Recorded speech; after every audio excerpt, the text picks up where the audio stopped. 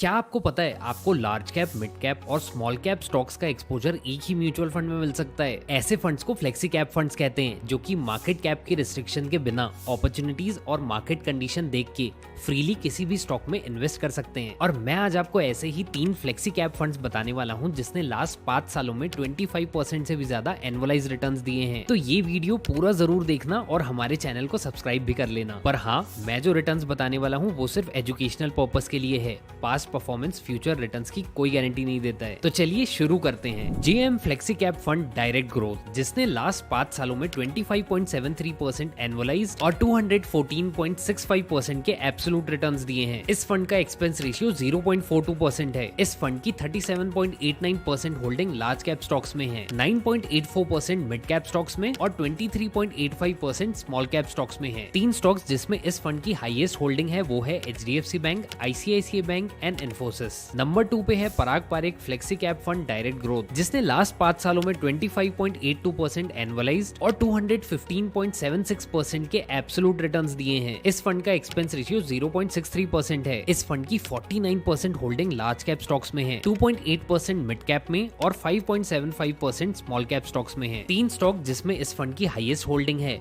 वो है HDFC bank, power grid corporation of India and Bajaj holdings and investment. Number 3 पे आता है quant flexi cap fund direct growth, जिसने लास्ट 5 सालों में 33.82% एनुअलाइज्ड और 329.78% के एब्सोल्यूट रिटर्न्स दिए हैं। इस फंड का एक्सपेंस रेशियो 0.59% है। इस फंड की 54.6% होल्डिंग लार्ज कैप स्टॉक्स में है, 16.92% मिड कैप में और 7.43% होल्डिंग स्मॉल कैप स्टॉक्स में है। 3 स्टॉक्स जिसमें इस फंड की हाईएस्ट होल्डिंग है वो है Reliance Industries, ITC Limited and Motherson Sumi Systems. वैसे आपके पोर्टफोलियो के बेस्ट परफॉर्मिंग फंड्स कौन से हैं ये हमें कमेंट्स में जरूर बताना। और ऐसी ही टॉप नॉच कंटेंट के लिए